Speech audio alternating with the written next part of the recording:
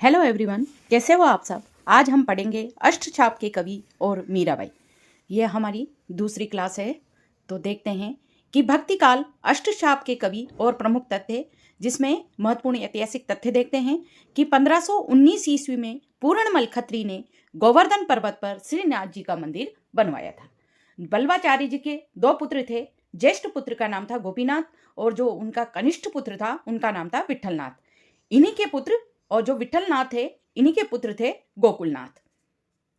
नंददास देखें कि जो नंददास थे वो अष्टछाप के अंतिम कवि थे और इन्होंने जो रस मंजरी लिखी 1550 ईस्वी में, यह नायिका भेद और रस भेद से संबंधित एक रीति विषयक ग्रंथ है जो बाद में रीतिकालीन कवियों के लिए प्रेरणा स्रोत बना।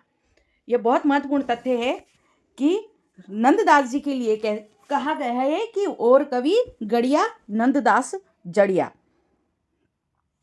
तो नंददास जी अष्टछाप के अंतिम कवि थे जिन्होंने रस मंजरी लिखी 1550 में। ये नायिका भेद और रस से संबंधित एक रीति विषय ग्रंथ है जो बाद में जो रीतिकाल प्रारंभ हुआ उन कवियों के लिए प्रेरणा स्रोत बना।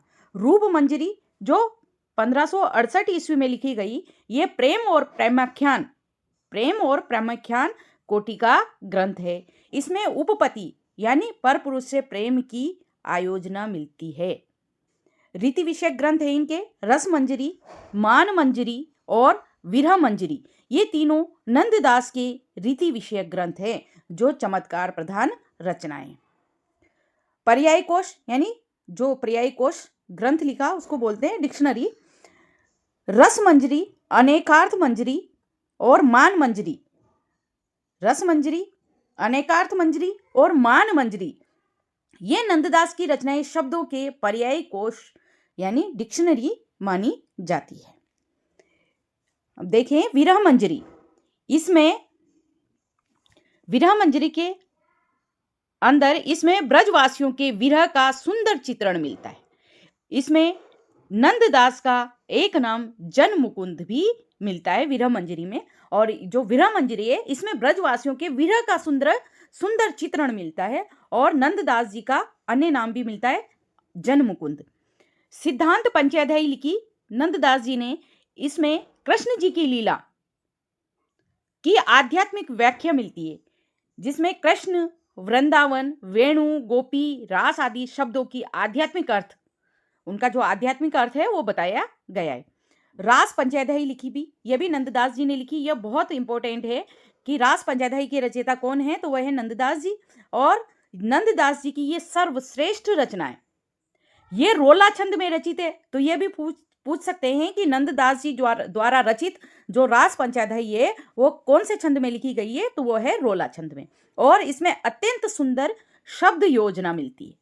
इसमें अत्यंत सुंदर शब्द योजना मिलती है, तो ये भी ध्यान रखें। जो आलोचक हैं उनके कथन देखिए कि आचार्य शुक्ल ने रास पंचाध्यायी की शब्द योजना से प्रभावित होकर कहा है कि और कवि गड़िया और नंददास जड़िया, तो इनको जड़िया कवि भी कहा जाता है।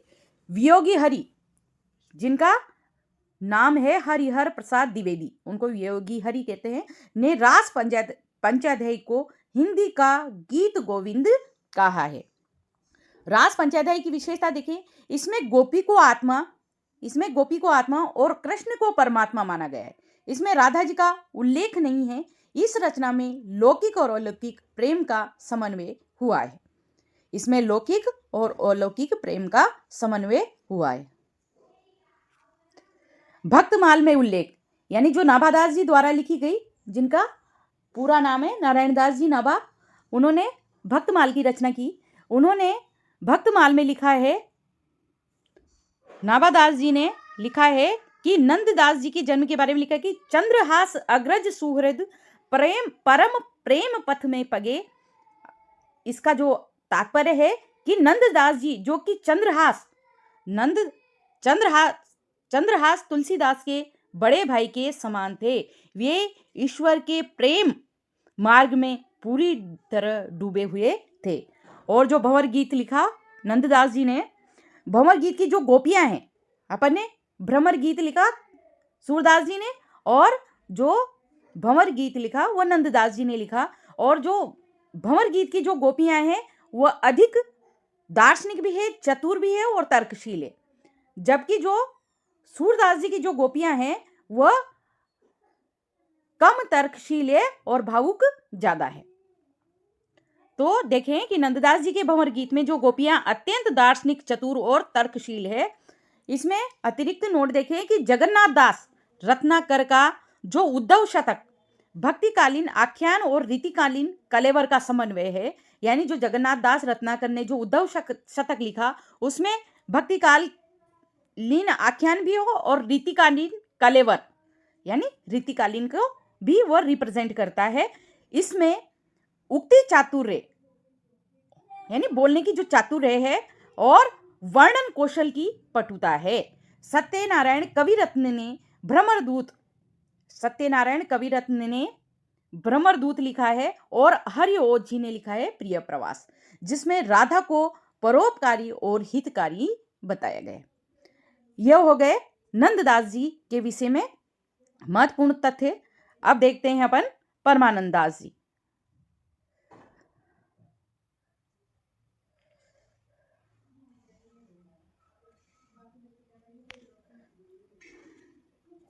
परमानंद दास जी के बारे में देखते हैं कि परमानंद दास जी का जन्म 1493 ईस्वी यूपी के कन्नौज में जो कान्य कुब्ज ब्राह्मण थे वह वहां पर हुआ। इनकी दीक्षा वल्लभाचार्य जी ने इन्हें प्रयाग के समीप जो अरेल नामक स्थान पर दीक्षा प्रदान की। इनकी जो मातृभाषा है वह है कन्नौजी और इनकी जो प्रमुख रचनाएं हैं वो परमानंद सागर, इसमें लगभग 2000 पद प्राप्त होते हैं, लेकिन आचार्य शुक्ल ने केवल 835 ही पद प्रमाणिक माने हैं। तो ये आचार्य शुक्ल का जो तथ्य है उसको भी ध्यान रखें कि परमानंद दास जी की जो रचना है परमानंद सागर उसमें 2000 पद प्राप्त होते हैं, लेकिन आचार्य शुक्ल ने केवल 835 पद ही प्रमाणिक माने हैं। वल्लभ संप्रदाय कीर्तन दर्प संग्रह जो ये भी परमानंद दास जी की रचना है। इसे संस्कृत रत्नमाला भी कहा जाता है। यानी वल्लभ संप्रदायी कीर्तन दर्प संग्रह जिसके रचयिता हैं परमानंद दास जी, और इसे संस्कृत रत्नमाला भी कहा जाता है। यह बहुत इंपॉर्टेंट है, तो याद रखें। ध्रुव चरित या उद्धव लीला यह भी परमानंद दास जी की रचना है। देखें, काव्य सौष्ठव के दृष्टिकोण से अष्टचाप में इनका तीसरा स्थान था। पहला स्थान था काव्य सौष्ठव की दृष्टिकोण से सूरदास जी, फिर नंददास जी और तीसरे नंबर पर हैं परमानंद दास जी। वहीं बाल लीलाओं के पदों के गायन में सूरदास जी के बाद इनका दूसरा स्थान है। यानी सर्वाधिक जो बाल लीलाओं का गायन किया और इतनी सूक्ष्मता से उसका अंकन किया, उसके सूरदास जी के पश्चात परमानंद दास जी ने बहुत सूक्ष्मता से बाल लीलाओं का अंकन किया है। फिर देखते हैं कुंभन दास जी। कुंभन दास जी के विषय में मत है कि कुंभन दास जी अष्टछाप के प्रथम और वरिष्ठ कवि हैं। यानी सबसे बुजुर्ग जो थे उनमें वह कुंभन दास जी थे। इनका जन्म 1468 यूपी के गोवर्धन के निकट जमुनावती ग्राम में हुआ। ये क्षत्रिय थे। ये देखें कि ये अष्टछाप के प्रथम और सबसे वरिष्ठ यानी उम्रदराज थे। ये तथ्य देख चुके हैं।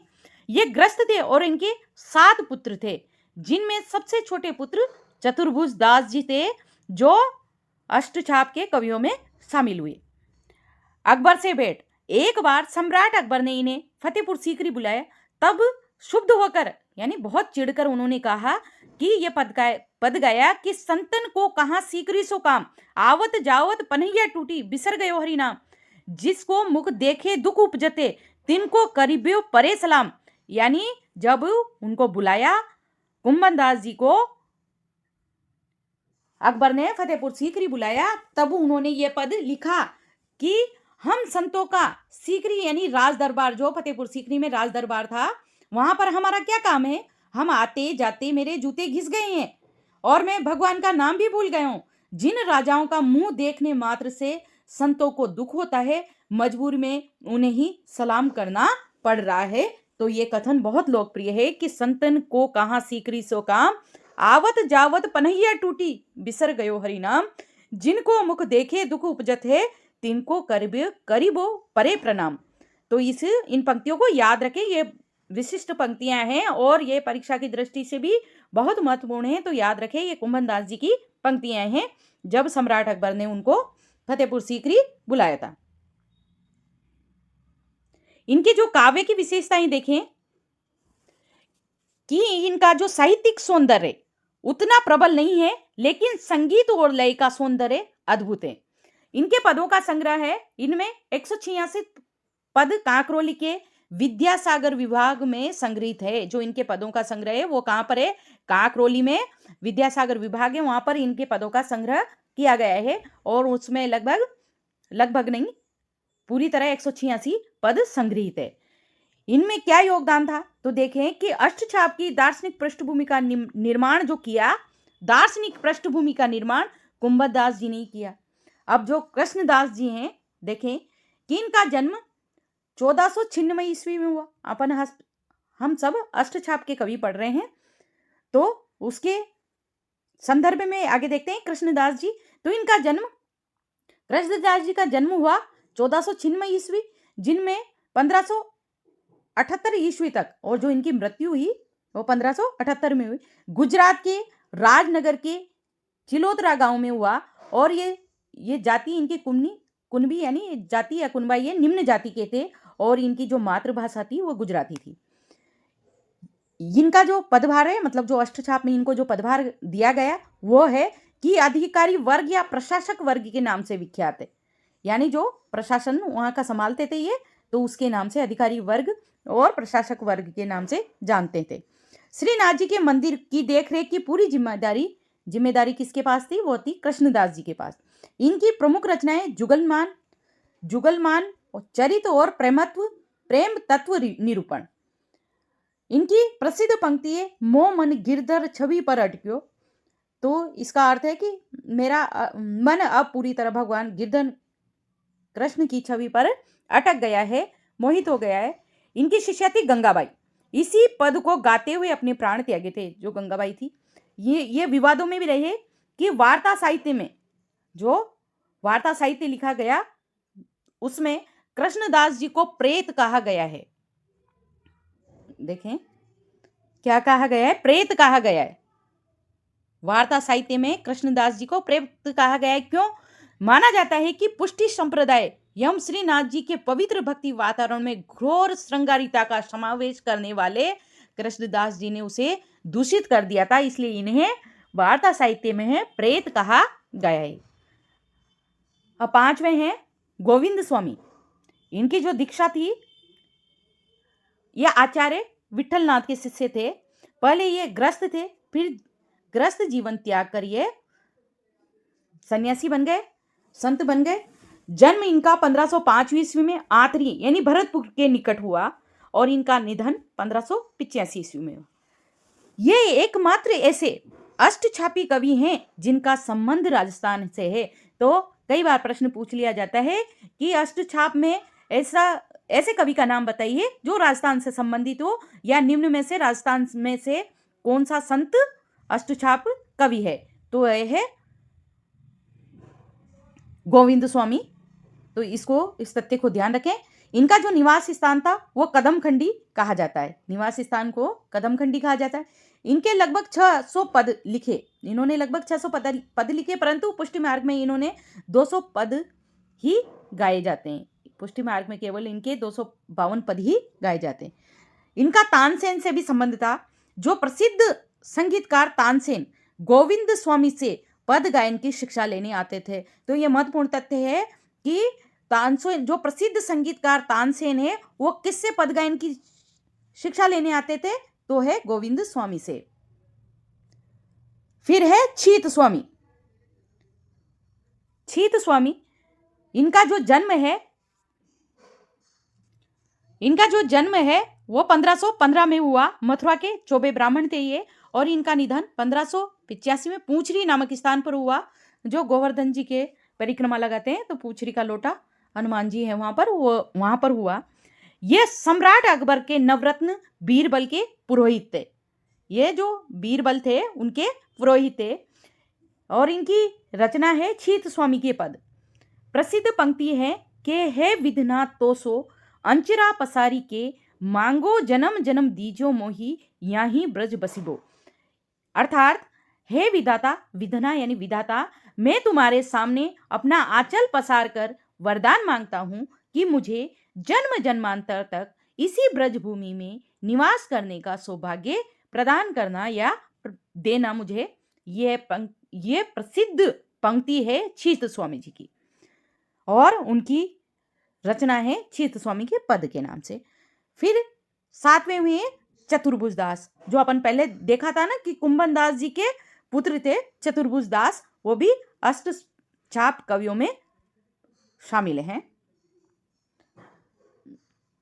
तो चतुर्भुज दास जी हैं, ये कुंभन दास जी के पुत्र थे और इनका जन्म 1530 ईस्वी में हुआ गोवर्धन के निकट जमुनावती ग्राम में और इनका निधन हुआ 1585 ईस्वी में। इनकी प्रमुख रचनाएं हैं चतुर्भुज कीर्तन संग्रह। तो देखें इनकी प्रसिद्ध रचनाएं हैं चतुर्भुज कीर्तन संग्रह और कीर्तनावली और दान लीला। देखें कि हितजू को मंगल, द्वादश यश और भक्ति प्रताप नामक रचनाएं राधा वल्लभ संप्रदाय के चतुर्भुज दास की है, अष्टछाप वाले की नहीं। यानी जो रचनाएं लिखी हितजू को मंगल, द्वादश यश और भक्ति प्रताप नामक जो रचनाएं लिखी राधा वल्लभ संप्रदाय के थे वो चतुर्भुज दास जी, वो अष्टछाप में शामिल नहीं थे। मतलब ये जो चतुर्भुज दास जी हैं ये अलग हैं, कुंभन दास जी के पुत्र हैं और वो वल्लभ संप्रदाय में दीक्षित थे जिन्होंने लिखा हितजू को मंगल, द्वादश यश और भक्ति प्रताप। तो इस तथ्य को भी याद रखें। संप्रदाय निरपेक्ष कवियत्री हुई हैं मीराबाई। तो इनका परिचय देखें कि भक्ति काल में मीराबाई और रसखान को संप्रदाय निरपेक्ष यानी किसी विशेष पंथ से न बंधने वाले कवि माना जाता है। इनका जो जन्म है, मीराबाई का जन्म 1498 ईस्वी में कुड़की गांव जो पाली राजस्थान में है वहां पर हुआ। इनका देहांत 1558 या फिर 1563 के मध्य हुआ, जो पूरी तरह कन्फर्म नहीं है कि इनके बीच में हुआ, ये है पता है। इनके परिवार और में इनके पिता का नाम रत्नसेन था और माता का नाम कुंवराबाई था। इनका पालन पोषण मेड़ता सिटी और नागौर में राव दुदा इनके दादा द्वारा हुआ।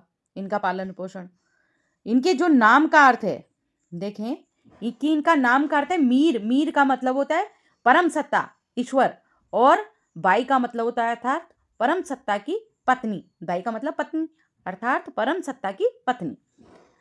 अब देखें इसके जो प्रश्न हैं वो देखें कि महत्वपूर्ण प्रश्न है, तो इसको बहुत ध्यान से।